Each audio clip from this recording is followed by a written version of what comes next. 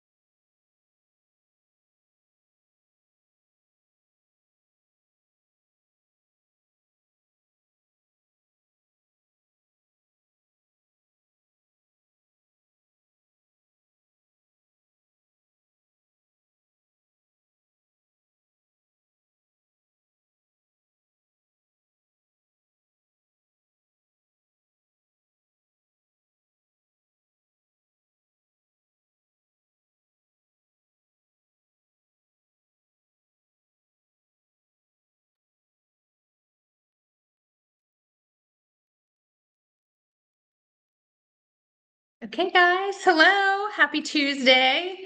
Thanks for joining me. We'll be together here for the next hour or so. And, obviously talking about endometriosis, but today we're talking about why your period pain is getting worse and no one is explaining why. So I think that as we go through this process, hopefully you'll get some, clarity and some understanding and validation of some of the symptoms you're experiencing. This usually is about an hour of us talking. I do want this to be interactive. So if you want, you can use the group chat feature. And this way we get to interact a little bit. If there's something I talk about that doesn't make sense or something you have questions about, you can certainly use that to interact. And I'll try to go through and answer a few questions throughout the webinar as well, so that hopefully you get a little bit of feedback. So I am Dr. Rachael Haverland. We're in Dallas, Texas, with Endometriosis Center of Excellence. I have patients from all over, which is really cool. I have patients from all over Texas. I have patients from multiple states, around the United States. I also have a few patients from out of the country, which is also really neat.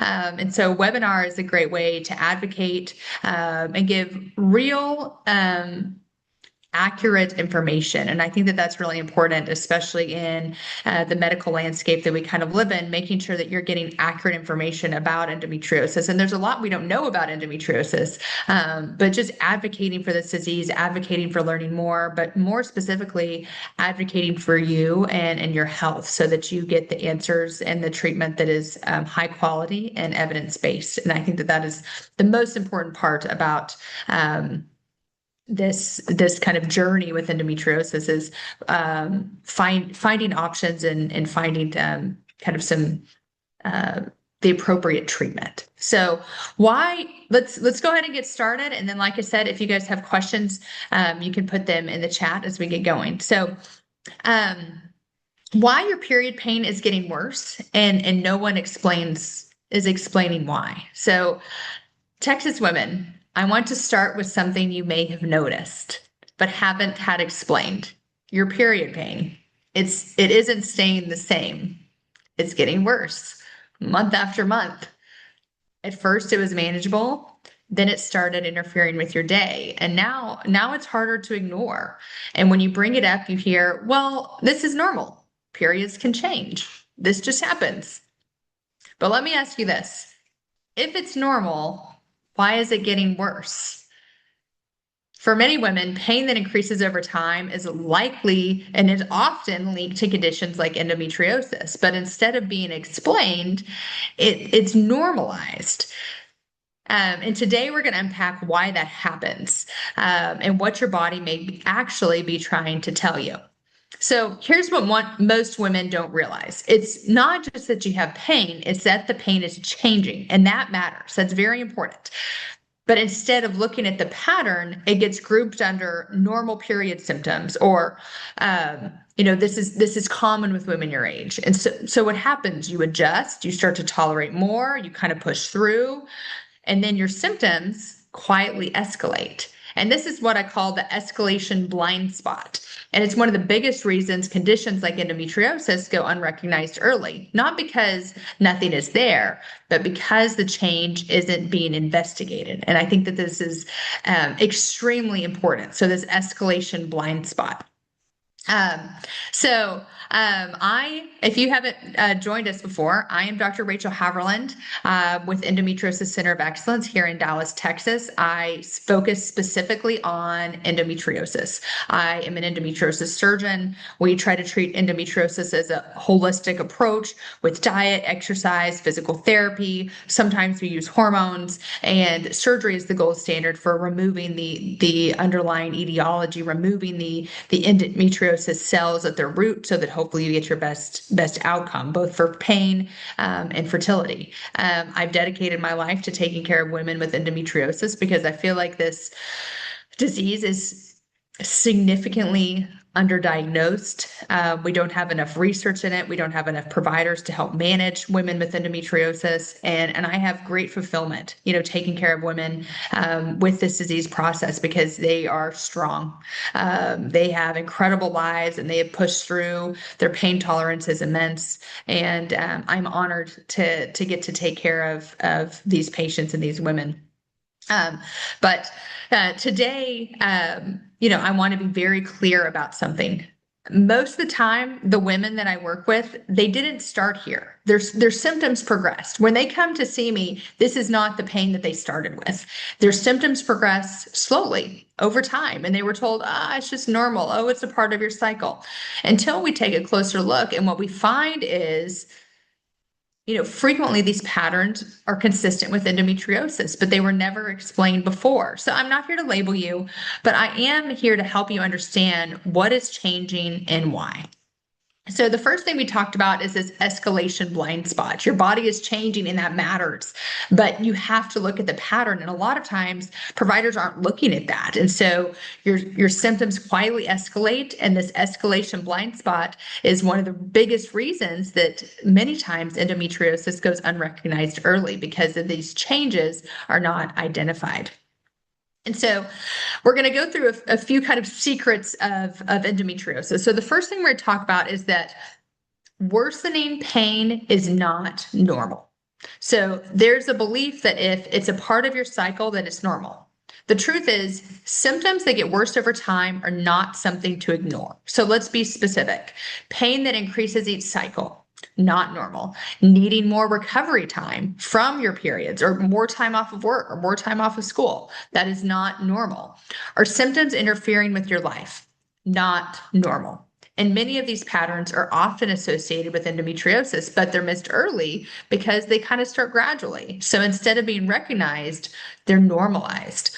So I always tell my patients, like we all have this friend. It's like, oh, I started my period today. I took some ibuprofen. I went for a run.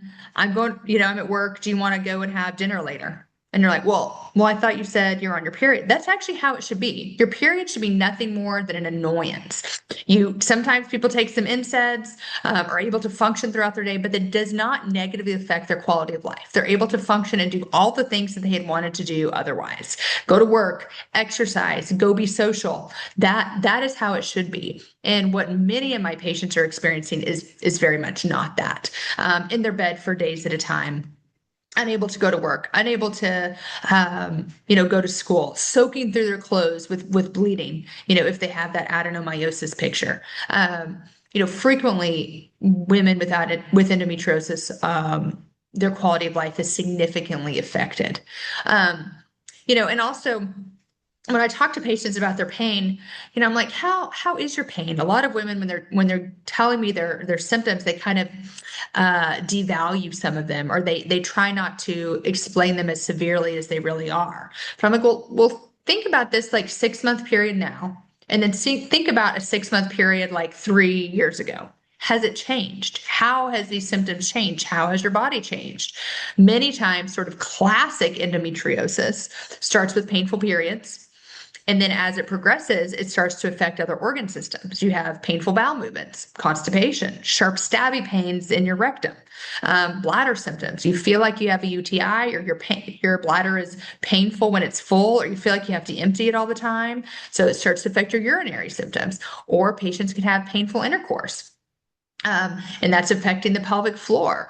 Also, it can affect fertility. And it doesn't mean that it will, but that's one of the most common signs or the most common diagnosis for unexplained infertility is endometriosis. So unless you look for endometriosis, it's frequently missed. And that's classically how endometriosis progresses. Now, endo does not always follow the rules. And I talk about this because it can be very frustrating. And all I do is endometriosis. I take care of endometriosis patients. I do surgery for endometriosis. All I see is endo. Sometimes it still surprises me because it doesn't follow the rules. I have some patients with advanced endometriosis really have very minimal symptoms, but they can't get pregnant. Or I have women whose endometriosis started after they had the flu, for example, or COVID, and it decreased their immune system. And then all of a sudden they start to be symptomatic. I have other women whose only symptom is painful intercourse, for example, but they're not having all the other symptoms of endometriosis. So I'm talking, I kind of explain what the classic endometriosis transition and progression is, but not everybody fits that mold. And so it's so important to listen to your patients, listen to their symptoms, and try to pick up some of the patterns that they're explaining to you so that you can better give them an idea of what's going on, because many times these symptoms are all connected. And so the first secret is that worsening does not equal normal. Also, just to mention with you guys, as y'all kind of shoot some questions up in the chat, which I very much appreciate because I would like this to be interactive. There is a link in the chat where you can help schedule a visit with me. So in this chat, you will come to a calendar. I just want to clarify, this visit that you make in the calendar is not with me directly. This is a visit with my office manager. Her name is Cyrus, and she will be able to get your information. She'll be able to get your insurance cards, talk to you about scheduling an appointment, what that looks like, and then she will give you our first available slot. And so use this calendar here through the chat to meet with Cyrus so that you can get a visit with me. The webinars are a good time and a good place to schedule a visit. You're also welcome to call through the office. But you'll meet with Cyrus first. She'll get all your information, and then she'll get you on my schedule at the first available time slot. We are booking out, I will warn you, but we do have cancellations. We do have spots that are moving. I'm also working on getting some more providers in here so that we can get you guys seen earlier. And so as soon as that happens, if that happens, which I hope it does in the next few months, I'll be able to give you that information and hopefully be able to get more patients in to be seen sooner. But okay, so the first thing we talked about is worsening pain does not equal normal. And we kind of talked about kind of the classic progression of endometriosis. Now, while it doesn't hit home for everybody, not everybody has this progression. When pain is increasing with each cycle, you need more recovery time, more days off from work, more days out of school, and the symptoms are starting to affect your quality of life. These are often associated with endometriosis. This is not normal, and this is not in your head. This is very much in your pelvis. I actually have a shirt that says that. I think it is so important to get rid of some of these stigmas. Chronic pain is not in your head. This is very much of a real diagnosis. And sure, it can affect your mental health 100%. But the pain, the etiology, the basis for this is a diagnosis, these cells that are in your body that are wreaking havoc. And so it's imperative to make sure, one, you understand the disease, you are able to get the diagnosis by watching the patterns, and then make a plan to get to the root cause so that you have your best outcomes. And so the first thing is worsening pain does not equal normal. The second thing is progression is the clue. So here is where things start to click. It's not just that you're having symptoms, it's that they're progressing. So you ask yourself, is it worse than it used to be? Like I mentioned, I was talking to patients, well, take this 6-month kind of, section and think about 3 years ago, those 6 months, like how is it changing? Is it lasting longer than before? Is your pain now not only during the first few days of your cycle? Is it the week before your cycle? Is it if you're having pain during ovulation? Are you having pain that's radiating? Are you having pain every day? Do you barely get one good week, or do you have no good days? And is it affecting more areas like your energy? Fatigue is the most common symptom of endometriosis. I talk about that a decent amount on this webinar, but I read a study recently when I was getting a PowerPoint ready for presentation, and it talked about how fatigue is the most common symptom of endometriosis. And at first I was kind of annoyed because I was like, well, this isn't helping me. Everybody has fatigue. But it makes so much sense. Your body is chronically fighting this inflammatory disease, and it gives you very little left in the tank, very little left. And so fatigue, some people feel like fogginess, it is very common, and it's very real. And it makes sense once you think about how the endometriosis is affecting your body as a whole. It is affecting your digestion, your GI symptoms. Are you starting to have more food sensitivities as you're, playing with your diet? I usually recommend whole foods diet to start with, because when you do whole foods diet, you're really getting to like whole food groups, less processed foods, less foods that are high in sugar. As you're adding or subtracting foods with that whole foods diet, finding foods that may be more inflammatory. Women with endometriosis tend to have more food sensitivities.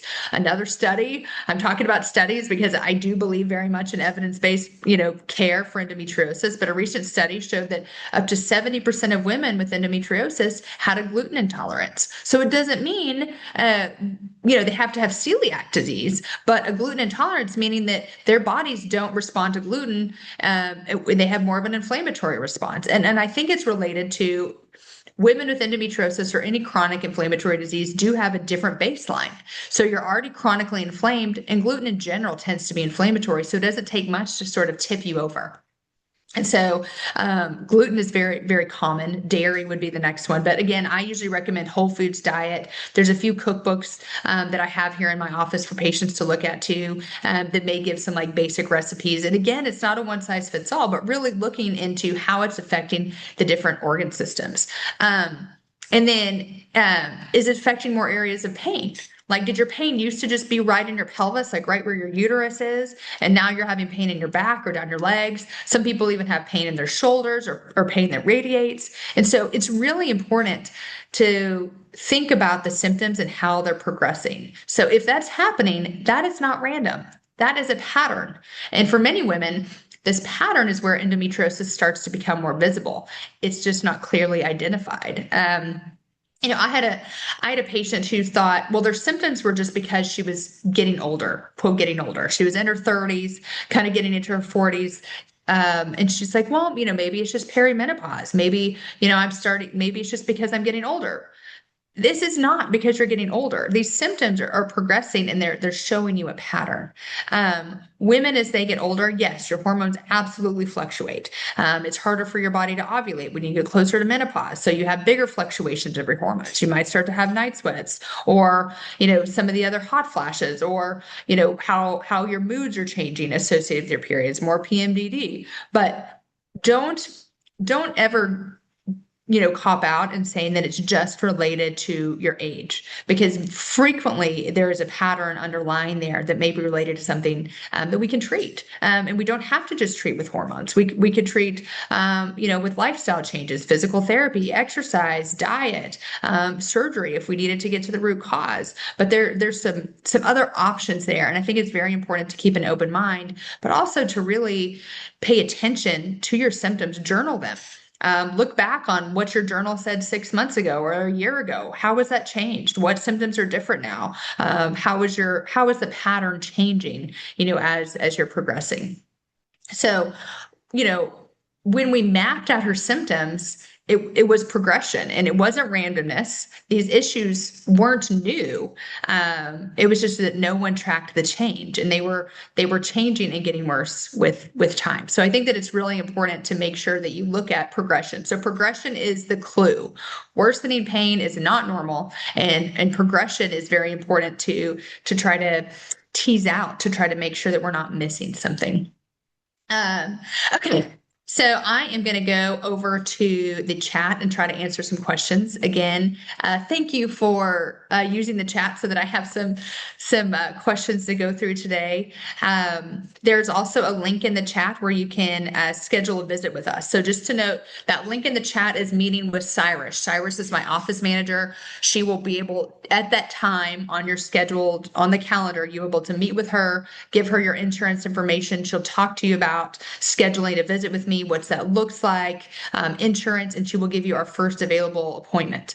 Like I mentioned, we are a little bit booked out. I'm sorry. I'm working on that. I'm working on getting more providers in here to help.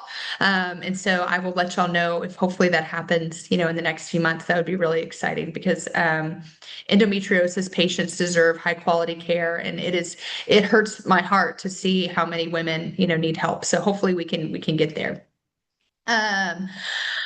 Okay, let's see. Let's talk about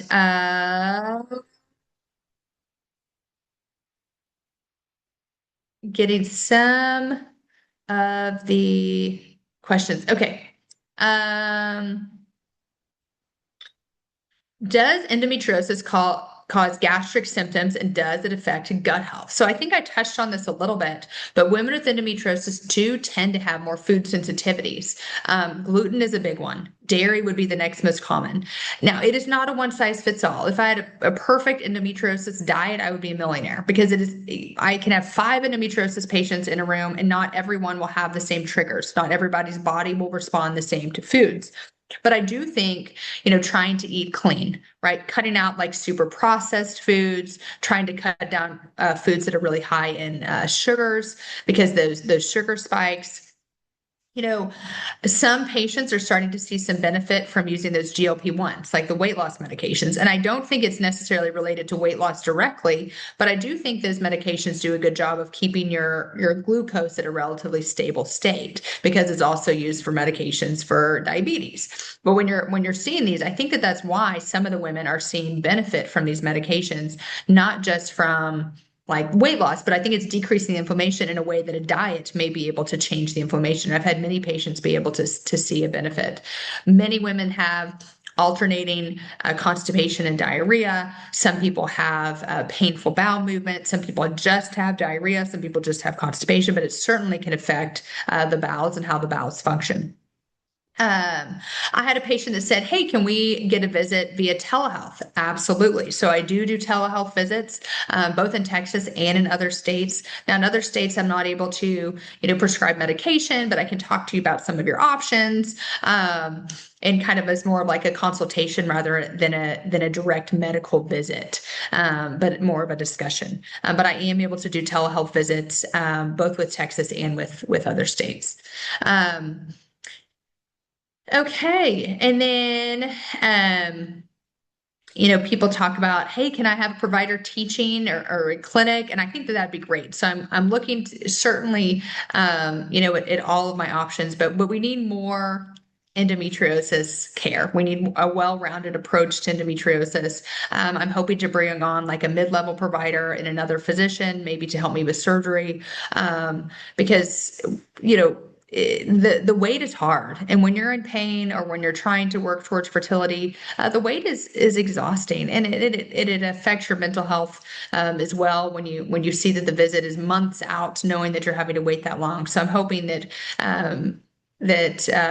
we can start decreasing that wait sometime soon. All right, let's see. This patient said, goodness, she was diagnosed and treated with Orlissa, Myfembree, and IUD. And what point should I seek a specialist treatment? I've noticed improvements, but my day-to-day is still very much effective. I think this is a personal decision. That Myfembree and the Orlissa, they're not great long-term management medications because of the side effects. They can have long-term sequela on your ovaries. Sometimes the side effects are also quite difficult, like putting a young woman in menopause can also be very, very difficult, and also affect not just mental health. Now, some people do great. Myfembree is the one out of the Orlissa, Myfembree, Lupron that has the least amount of side effects. So, I rarely prescribe these medications. Usually, patients come in, on these medications. There's other safer long-term medications you can use, like long-term high-dose progesterone, an IUD. But I think it's important to make sure, one, you've gone to the root cause, you've had the gold standard of treatment with endometriosis excision. And then also that, that you're treating endometriosis with a well-rounded approach, not just medication. And I do think medication is very important, and some patients do beautifully on it. But making sure that you're treating this, as a whole, because it's affecting your body as a whole. I also think that it's important to kind of have a well-rounded approach, because endo is technically never curable. This is a lifelong disease, and so it's important to make sure that we're treating it as such, so that we have our best outcomes for longevity, to help manage our long-term symptoms, and try to keep the endometriosis at bay for as long as we can. So anyways, okay, I'm going to go back to the webinar a little bit, but keep putting some questions in the chat. I would love to answer them as we go through. So today, again, we're talking about, why your period pain is getting worse and no one's explaining it. And so the first thing we talked about was this escalation blind spot. So your pain is changing, and you're missing the pattern. You get told that it's normal period symptoms, or, oh, I just thought it was because I'm aging. And this is that escalation blind spot, because one of the biggest reasons that symptoms or conditions like endometriosis go unrecognized is because of this blind spot. As the symptoms are escalating, they're missed, and sometimes you don't notice it either. And that's why I do think that journaling and talking about your symptoms, or writing down your symptoms, can also be helpful when you're comparing. Okay. And so then we talked about worsening pain does not equal normal. So I think that that's very important. As your pain is worsening, this is not something that should be ignored. Symptoms that get worse over time should not be ignored. These are often associated with endometriosis. And then the next thing we talked about is progression is the clue. You see yourself, is it worse than it used to be? Is it lasting longer than it was before? It is affecting more areas, like your energy, your GI symptoms, your pain. Are you having trouble getting pregnant? So these symptoms that are progressing, this is not random. It's very much a pattern. And when you start to identify that, you kind of identify the pattern, the endometriosis starts to become more visible. So it's just not clearly identified. And so, when we mapped out symptoms. I always do this with my patients. I talk to them sort of about how endometriosis classically progresses, their symptoms specifically, which symptoms are related to classic endometriosis, which symptoms may be a little bit atypical for endometriosis, which symptoms may or may not be related to endometriosis. It might be something different. And sometimes it's hard to know. Again, all I do is endometriosis, but endometriosis still surprises me on the way that it presents. Some women have all the classic symptoms. Some women only have one or two. Some women progress when they're young, like early teens, early 20s. Some patients, present later in life, and it's hard to know. I had a patient in my office today that her symptoms didn't present until after she had a C-section. After her C-section, then she started to have symptoms. She has endometriosis identified on MRI, but it didn't show up until a few years even after her C-section. So it's interesting in how endometriosis presents and how it progresses, and sometimes it's hard to anticipate.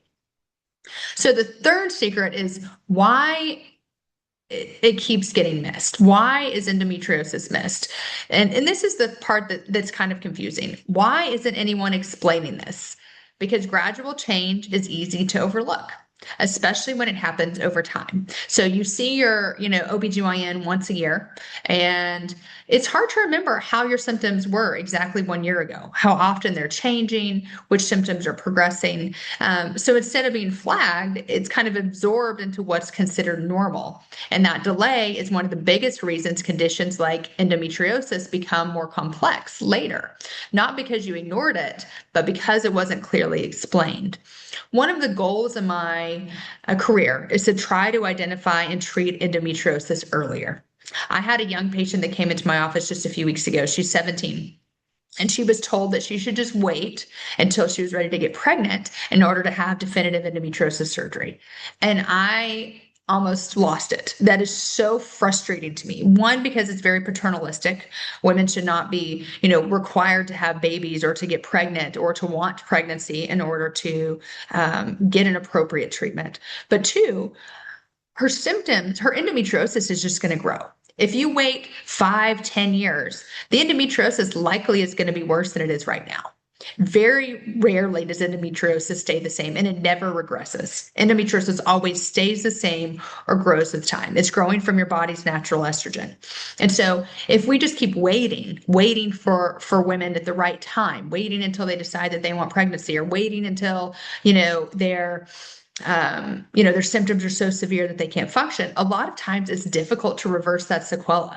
So the earlier we can treat the endometriosis, the earlier we can treat the disease, the better our outcomes. And no, I don't want to do surgeries on all, 13, 15-year-old young women. I realize that there is a risk benefit discussion on different options, but the longer we wait, the more damage it does to our nerves, to our inflammatory system, to the central sensitization of pain. And so the earlier we can treat endometriosis, the better chance we can reverse some of the long-term sequela, better chance that we can treat endometriosis before it starts to affect fertility, and better chance that the endometriosis doesn't grow back. If we catch endometriosis at time of surgery with a stage 1, stage 2, some early stage 3, your risk of recurrence is a lot lower than if we wait until it becomes stage 4 or until you get an endometrioma.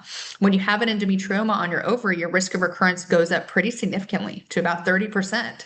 And so it's imperative to listen to these symptoms and to not delay. And I'm not saying you should have surgery tomorrow, but it's really important to think about the symptoms and really listen to women. Young women, women in general are less likely to be listened to, but especially young women. Frequently, it's kind of pushed off as anxiety or, they have a low pain tolerance, but that is absolutely not true. I will say some of my endometriosis patients have the highest pain tolerances of anybody I've ever known, because their body is chronically living in pain. And so they're used to pain, but it's imperative to identify the gradual change and understand that this is not considered normal. And if we keep telling women to wait until they decide for pregnancy, or wait until the symptoms are so severe you can't function, it becomes much more complex. It's a much more complex surgery to treat.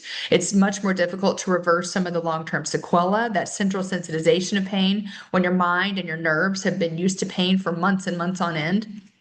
It is it's very, very difficult to reverse when you've had these symptoms for 15, 20 years. Even when we remove the endometriosis at its base, remove the abnormal cells, sometimes it's hard for your body to respond because it's so used to being inflamed. The nerves are damaged. It takes a long time for these nerves to heal, sometimes up to a year to have, this tissue regeneration. And so it's very important to listen to your body and to listen to the symptoms you're having, because if we keep waiting until it's more complex, our results are not the same. And so it's important not to ignore it, and find somebody who clearly understands endometriosis so they can give you all of your options. And then you can decide what's best for you. It doesn't mean you have to jump to surgery. You have to jump into, strict diets, but at least you know all of the options. That way you can decide what's best for you, because this is not a one size fits all, but just making sure you understand all of your options. That way you can, have your best outcome. Okay, I'm going to go back to the chat for a little bit before we go back, finish up the webinar and kind of go through a few more. Let's see, this patient said, if you have endometriosis and adenomyosis, will a hysterectomy take all this away? Or do I have endometriosis in places with my body? So the most important part about endometriosis is endometriosis excision. So the definition of endometriosis is that these cells are not in the uterus where they're supposed to be. Now, we don't know everything about endometriosis, but this is a theory that I follow, that these cells do not migrate where they're supposed to in utero. When you're in mother's womb, these cells are very similar to the lining of the uterus, but they don't make it there. So they implant in your pelvis, they implant elsewhere. And as they're implanting, they start to grow when you make estrogen, when your body starts to have periods, when your body starts to make estrogen, when your ovaries wake up, then that's when they start to grow. And sometimes they grow fast, sometimes they grow slow. We don't really know why. Some are more aggressive than others. But as the endometriosis is growing and progressing, it's growing from your estrogen, which the estrogen is obviously very important. But these cells are outside of the uterus. So a hysterectomy does not treat endometriosis. Now, a hysterectomy will treat adenomyosis, and we'll talk about that in a second. But if you go in and just do a hysterectomy without treating the endometriosis, most of the times you continue to have symptoms. And I will say, women that have a hysterectomy, when their endometriosis is not treated simultaneously, even when we go back in surgically to remove the endometriosis, sometimes they don't get that full benefit because it wasn't treated appropriately the first time. And so they're continued to have pain and inflammation because the endometriosis wasn't excised at the time of their hysterectomy. So it is imperative to make sure that you have good endometriosis excision. Your doctor should be able to look at all areas of the abdomen and pelvis and treat it comfortably. I look at the diaphragm, the liver, the gallbladder, the spleen, the stomach, the small intestines, the appendix. I look at the colon. I look inside the bladder, on the outside of the bladder. I look at the nerves. I look at the sacral nerve roots. I look around the ovaries, you name it. I'm looking at the ureters, those tubes that carry urine from the kidney to the bladder. I'm looking around the bladder itself, the nerves in the pelvis that are innervating. It is imperative to leave no stone unturned. If you are going to do surgery, do it once and do it right, and make sure that endometriosis is appropriately treated. Now, with that being said, there are many doctors that can do a hysterectomy. That is pretty straightforward. So, I tell patients, some patients want to do like a stepwise approach. Well, let's go in, let's clean up the endometriosis, knowing that I likely have adenomyosis, but for many reasons, they don't want a hysterectomy. Then if the endometriosis has been excised, then hysterectomy down the road is pretty straightforward. But it's imperative to make sure that you're doing both. If you go in just for hysterectomy and they're not going to look for endometriosis, they're not going to remove endometriosis, they don't feel comfortable evaluating the bowel and the diaphragm and the appendix and all these other areas, well, then you're kind of up a creek. And so it's very important to make sure that it's done right the first time. There's a lot of studies showing your first surgery for endometriosis is the most important surgery, because with good excision surgery, it helps decrease your risk of recurrence. If you can catch it early, there's less damage, less scar tissue. Every subsequent repeat excision surgery gives you less and less benefit. And so we try to just do it once, be very aggressive, but every subsequent excision surgery, which I'm not saying I don't do. Every once in a while, I do them, but I warn patients there's a chance that this may not give you the benefit that you had the first time. Even if we do find endometriosis that has recurred, statistically, you have less and less benefit. And so it's really important to make sure that you do it right the first time. Do it once and do it right. The next thing I wanted to talk about is the adenomyosis, the hysterectomy. So endometriosis affects 1 in 10 women. It's actually very common, causes fertility issues, bowel symptoms, bladder symptoms, pain that's radiating, painful intercourse. A very common coexisting condition with endometriosis is called adenomyosis. And I think adenomyosis is also very likely underdiagnosed. Frequently, practitioners aren't really understanding that they're two separate entities. Endometriosis is outside of the uterus, adenomyosis is of the uterus itself. Classic adenomyosis is heavy bleeding, prolonged bleeding, which is more than 6 days, pain that radiates to your back and down your legs, bloating, heavy feeling in the pelvis like a bowling ball, and pain in your pelvis. That's kind of classic adenomyosis. And you certainly can have both. At least 30% of women with endometriosis also have adenomyosis. Now, if you see adenomyosis on imaging, that usually means it's a little bit more advanced. What's interesting is that if you have adenomyosis diagnosed first, your risk of having endometriosis is like 60 to 70%. So it's a lot higher if you have the adenomyosis diagnosed first. Adenomyosis, similar to endo, is sometimes difficult to see on imaging, but once it becomes more advanced to the point where you see the adenomyosis, you have less, more likelihood of having the endometriosis. So I think it's really important to understand that they're two separate diseases, but frequently they overlap and have many similar symptoms.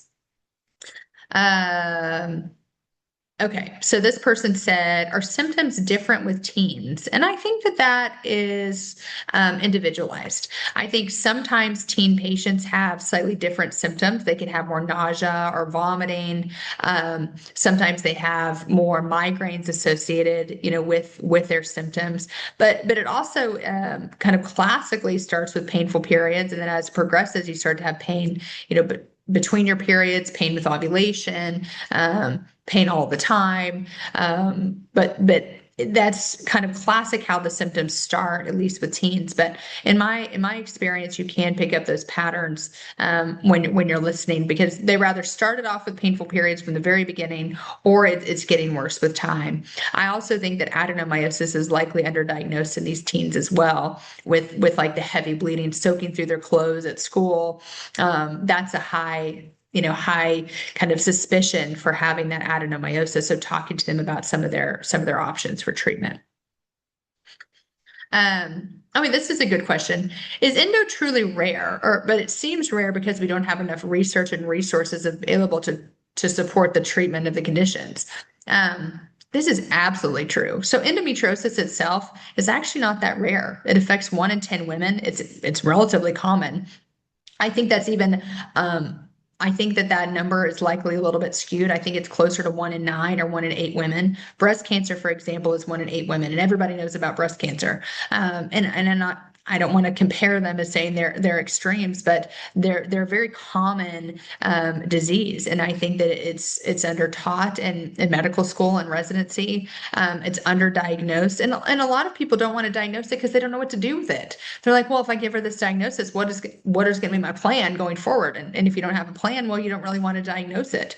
And so it's really important to advocate for yourself, to listen to these symptoms. Women's health in general is significantly underfunded. Funding, especially for pelvic pain, is even lower on the totem pole. Pregnancy and obstetrics has more funding, than pelvic pain. And so that's where we extrapolate some of our data is from the fertility literature. But it's significantly underfunded. And recently our funds have been even cut more, for research. And so it's really important to try to advocate for that. And I'm trying to do my part and continuing the research, for endometriosis and trying to find, more options. Because right now for endometriosis, we have lifestyle changes, diet, exercise, we have physical therapy, we have hormones, which work for some patients. They don't work for many patients. And then we have surgery, and that's it. In 2026, These are our treatment options. And if you use all of them and you're not better, well, we kind of just go back to the drawing board and try to figure out what we need to work with next. What nerves are being affected? What symptoms are being missed? Where do we need to focus our attention? But it's frustrating in 2026 that surgery still is really our biggest tool for diagnosis. We don't have great imaging. Most of the time, the imaging comes back, quote, normal. And so we don't see endometriosis on the imaging. And so it's imperative to really listen to your symptoms and advocate for you, because just because you have normal imaging does not mean that endometriosis is not present. It does not rule it out. And so I think that that's important. Okay, guys, I'm going to go back to the webinar real fast. We're gonna talk a little bit more, and then at the end I'll go back and do a few more chat questions. So today we talked about why your period pain is getting worse and why no one's explaining why. We talked about how month after month it's getting worse and how it's often related to symptoms like endometriosis. We talked about this escalation blind spot. So your pain is changing, but instead of looking at the pattern, it kind of gets grouped under normal period symptoms. You adjust, you tolerate more. So the next year when you go in, you don't really notice a change. But this is that escalation blind spot. And it's one of the biggest reasons conditions like endometriosis go unrecognized early. And so we talked about some of the things to look out for. Worsening pain does not equal normal. So worsening pain each cycle, more recovery time, symptoms starting to interfere with your quality of life. These are often associated with endometriosis, but they're missed early because they start gradually. So they can be normalized because they're not recognized. And sometimes that's more difficult. Progression is the clue. So worsening pain does not equal normal. Progression is the key. So is it worse than it used to be? Using a diary, writing out your symptoms each month, kind of understanding where your symptoms are. Looking back 6 months ago, are these symptoms different? Are they worse now? Am I taking more time off of school? Am I more fatigued? Am I unable to do social activities like I used to do? Am I cutting back my exercise? Am I unable to exercise and do the things that I used to enjoy? So understanding the progression, because when you pay attention to the progression, the endometriosis starts to become more visible. And then, the third thing we talked about is why it keeps getting missed. So it's gradual change. Sometimes it's easy to overlook. So instead of being flagged, it's kind of considered normal, or it's normal for my age. I thought just the age was contributing to these symptoms. But this is one of the biggest reasons conditions like endo become more complex later and aren't treated initially. So here's what I want you to take with you. If your pain is getting worse, that matters. If your symptoms are changing, that matters. And if something feels different than it used to, that's not something to brush off. It's something to understand. So that's exactly why my team and I offer private clarity consultations, because most women don't need more generic answers. They need clarity on their specific pattern. So on this visit, or telehealth or call, we walk through how your symptoms have changed over time, identify what may have been missed. We help you understand your patterns that align with conditions like endometriosis. And then we map out your next best step. So this isn't about rushing into treatment. It's about finally understanding what is happening. So we only have a limited number to visit each month. These are in-depth, personalized sessions. So once these spots are filled, we kind of close the calendar. We are booked out a little bit right now.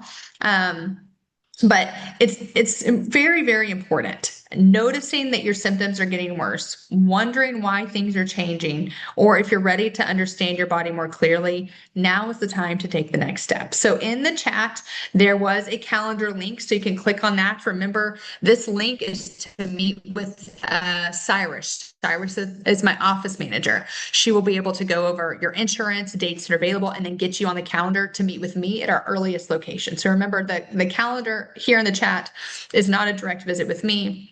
Rather, it is a time to meet with my office manager to get on the schedule. You can meet with her here on the calendar. You can also call the office. But at this visit, or at this time with Cyrus, she'll give you the first available slot. And then when you meet with me, we go very in depth talking about your specific pattern. And this is individualized. Endometriosis is not cookie cutter. It's not an algorithm. Everybody's body responds differently to medication. It responds differently to different treatment options. And so it's really important to identify those up front and kind of get some clarity on the symptoms and maybe some patterns that are connecting them. So hopefully, you will finally understand why your pain has been getting worse, what your body is trying to signal to you, and what to do next. No more guessing, no more normalization, and no more confusion, just clarity. And clarity is what changes everything. And I think that is the most important takeaway from today's webinar is advocating for yourself and finding clarity, listening to the patterns, understanding the changes, and not sweeping them under the rug, because your quality of life matters. It is important.